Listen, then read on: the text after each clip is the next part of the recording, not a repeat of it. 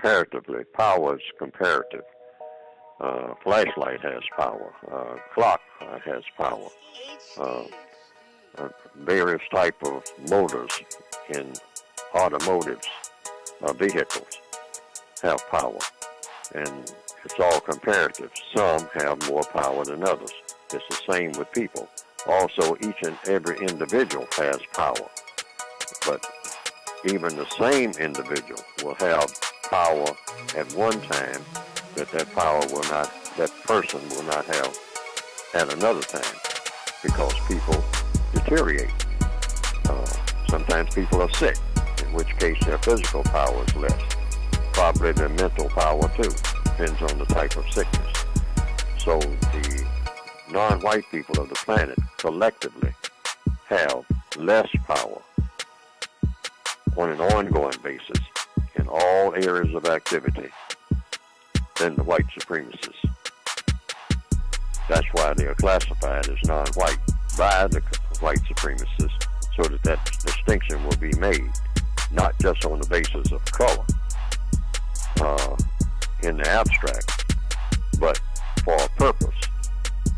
If you're classified as non-white by the white supremacists, and the white supremacists do the classifying, and they do the classifying in the system of white supremacy, then they have to guarantee that the non-white people, the people that they classify as non-white, have less power than the white people who have chosen to practice white supremacy. That's in 9 areas of activity, all areas of activity, in fact. Economics, education, entertainment, labor, law, politics, religion, sex, and war.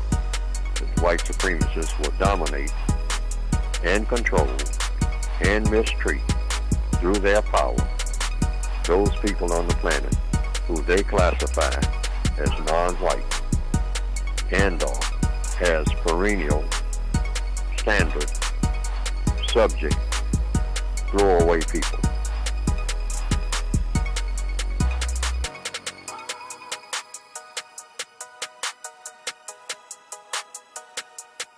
Okay. So you would not say that non-white people are powerless, just that they have less power than racist man, racist woman under this system? Collectively, yes. I mean, that's why the white supremacists are called white supremacists. They're not just white people. They're white people, those white people who have chosen to be, that's a choice, experts in the practice of white supremacy. White supremacy meaning racism, meaning, in turn, domination and mistreatment of the people that they classify as non-white, sometimes referred to as the different shades of black, which is brown, red, yellow, tan, beige, etc., etc., etc. And they mix and match the classifications as they see fit, but white stands alone in all of these computations. Otherwise, they would be confusing themselves. Sometimes you see new classifications show up and then disappear. But seriously, they'll show up for a brief period, such terms as biracial, or part this, or part Indian, which is not a color, part Puerto Rican, which is not a color, part this or part that, whenever the white supremacists see that it's convenient to have these classifications in order to confuse victims. Nobody gets confused except the victims. The victims start debating all of the different classifications as the white supremacists will pop them up out of the computer. And it might be almost anything, things that people, classifications that nobody has ever heard of before and probably will never hear of again. As long as the white supremacists decide that, well, we'll run this past them for 2 or 3 days or a couple of years and whatnot, and then it will just quietly dissolve and disappear into nowhere, even though the people who are classified as that will still be here, but they will be classified as something else or go back to being recognized as what they were before they were reclassified. All except the white classification. That's the standard. That doesn't change.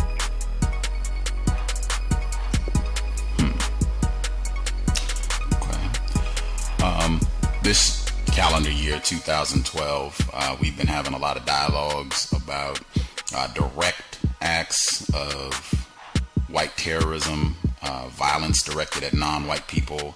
It just seems it's been more and more of these incidents. I've called and shared a few with Mr. Fuller. We've had discussions on the programs about several black people being attacked in restaurants by a group of racist white people, being attacked out at gas stations and what have you. I wanted to kind of get your views on decisions, because so many of these incidents, they've happened 5 minutes, less than 10 minutes, 2 minutes.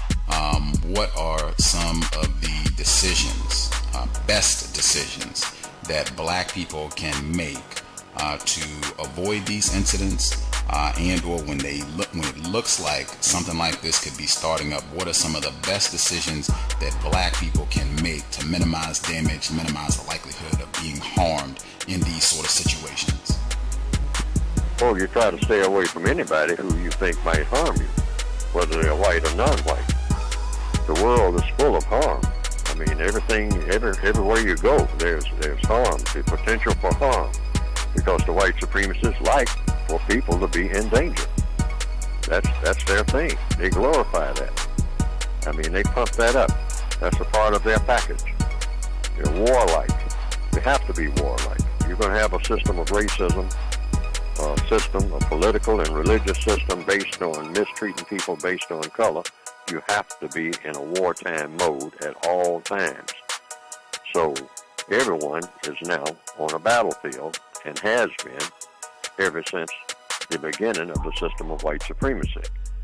Things just quiet down every now and then, or you're just allowed to come and go in certain little pockets, but you're in danger of being harmed, either directly or indirectly, all the time, and you are being harmed if you're classified as non-white all of the time. It's just indirect. You're being harmed by not having a job. You're being harmed by not having a roof over your head. You're being harmed by not having adequate education, which they will guarantee that you will not have.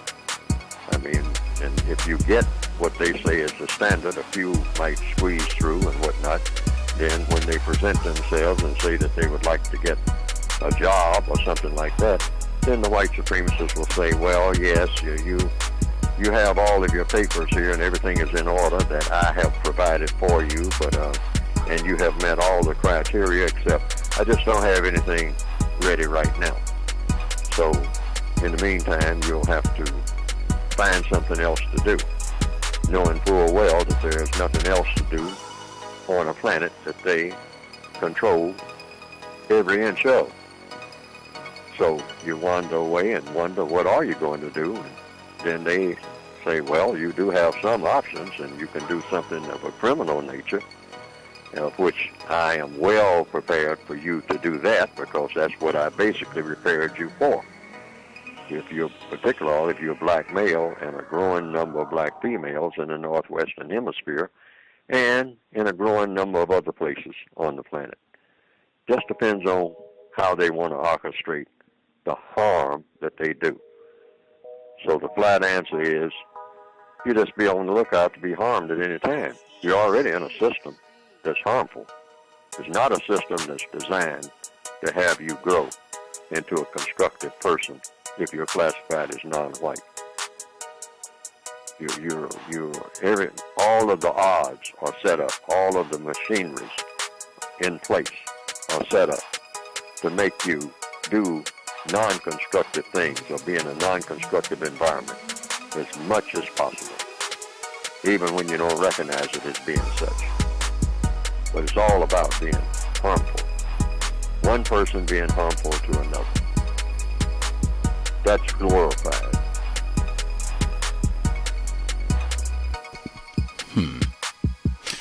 I think that is extremely important, just having it in mind. If you are a non-white person, that you should expect some sort of incorrect treatment at any time, any of the areas is a people activity, I think just that right there is extremely helpful, so that you'll be in the correct mind state and not be surprised when it happens, not caught off guard.